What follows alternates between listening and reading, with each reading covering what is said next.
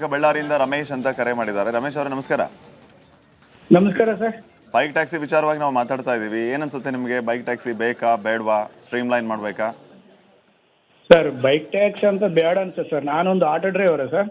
ಹಾಂ ಸರ್ ಇವಾಗ ನಾವಾಗಿ ಸರ್ ಇನ್ಸೂರೆನ್ಸ್ ಕಟ್ಟಿಕೊಂಡು 4 ಲಕ್ಷ ರೂಪಾಯಿ ಕೊಟ್ಟು ಆಟೋಗಳು ತಗೊಂಡು ರೋಡ್ ಮೇಲೆ ನಿಂತರೆ ರೋಡ್ ಮೇಲೆ ಪ್ಯಾಸೆಂಜರ್ ಏನು ಬರ್ತಾ ಇಲ್ಲ.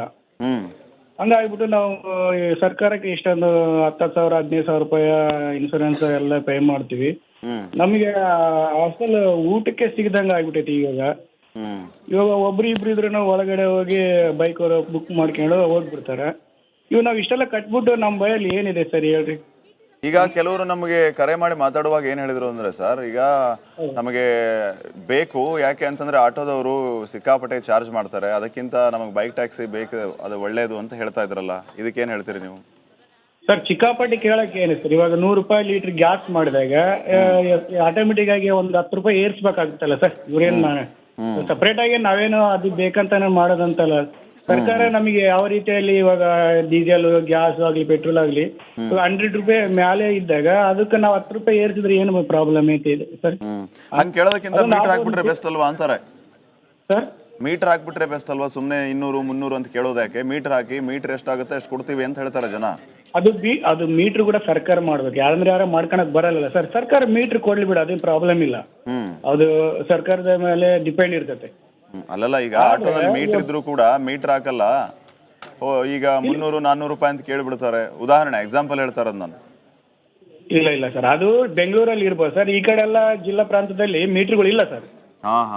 ಅದು ಈ ಕಡೆ ಬಳ್ಳಾರಿ ಆಗ್ಲಿ ದುರ್ಗ ಆಗ್ಲಿ ಈ ಕಡೆ ಎಲ್ಲ ಮೀಟರ್ಗಳು ಇಲ್ಲ ಸರ್, ನಡೀತಾ ಇಲ್ಲ.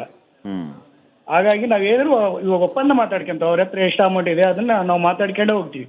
ಅದು ಮೀಟರ್ ಹಾಕಿಬಿಟ್ರು ಅದು ಮೋಸ ಅಂತಾರೆ. ಯಾಕಂದ್ರೆ ಅಷ್ಟು ಮೀಟರ್ ಹೆಂಗಾಯ್ತಪ್ಪ ಅಂತಾರೆ. Okay sir, thank you sir, ಕರೆ ಮಾಡಿ ಅಭಿಪ್ರಾಯ ತಿಳಿಸಿದ್ದಕ್ಕೆ ಧನ್ಯವಾದ. ಅನಿಲ್ ಅಂತ ದೂರವಾಣಿ ಸಂಪರ್ಕದಲ್ಲಿದ್ದಾರೆ. ನಮಸ್ಕಾರ ಅನಿಲ್ ಅವರೇ. ಮೇಡಮ್ ನಮಸ್ತೆ. ಹೇಳಿ ಸರ್. ಮೇಡಮ್ ನಾನು ಬೆಂಗಳೂರಿಂದ ಮಾತಾಡ್ತಾ ಇದ್ದೀನಿ, ಕುರುಬರಳ್ಳಿಯಿಂದ. 100% ಆಟೋದವ್ರು ಮಾಡ್ತಾ ಇರೋದು ಸರಿ ಇಲ್ಲ ಮೇಡಮ್. ಬೈಕ್ ಟ್ಯಾಕ್ಸಿ ಬೇಕೇ ಬೇಕು. ಯಾಕಂದ್ರೆ ಆಟೋದವರು ಸಂಧಿ ಬಂದಿಗಳಿದ್ರೆ ಬರಲ್ಲ, ಮೈನ್ ರೋಡೇ ಬೇಕು ಅವ್ರಿಗೆ. 50 ರೂಪಾಯಿ ಆಗೋ ಜಾಗಕ್ಕೆ 200 ರೂಪಾಯಿ ಕೇಳ್ತಾರೆ. ಮೈನ್ ರೋಡ್ ಇದ್ರೆ ಬರ್ತಾರೆ ಮೇಡಮ್. ಸಂಧಿಗಳು ಅಷ್ಟು ಇಳಿದ್ಬಿಟ್ಟು ನಡ್ಕೊಂಡು ಹೋಗ್ರಿ ಅಂತಾರೆ. ಮೀಟರ್ ಹಾಕಲ್ಲ, ದೌರ್ಜನ್ಯ ಮಾಡ್ತಾರೆ. ಅಮಾಯಕರು ಪಾಪ ಎದುರ್ಕೊಂಡು ಆಟೋ ಡ್ರೈವರ್ಗಳಿಗೆ ದುಡ್ಡು ಕೊಟ್ಟು ಹೋಗ್ತಾರೆ. ನಾನು ಸುಮಾರು ಕಡೆ ನೋಡಿದ್ದೀನಿ. ಇವಾಗ ಏನಿಲ್ಲ, ನೀವು ಒಂದ್ಸರಿ ಚೆಕ್ ಮಾಡಿ, KR-ಪುರ ಪೊಲೀಸ್ ಸ್ಟೇಷನ್ ಪಕ್ಕ ಲೈನ್ ಆಗಿ ಹಾಕಿರ್ತಾರೆ ಆಟೋಗಳು. ಮಿನಿಮಮ್ ಆಗೋದಿಲ್ಲ, ಅಲ್ಲೋಗಿ ಕೇಳಿದ್ರೆ 200 ರೂಪಾಯಿ ಕಡಿಮೆ ಯಾರು ಬರಲ್ಲ.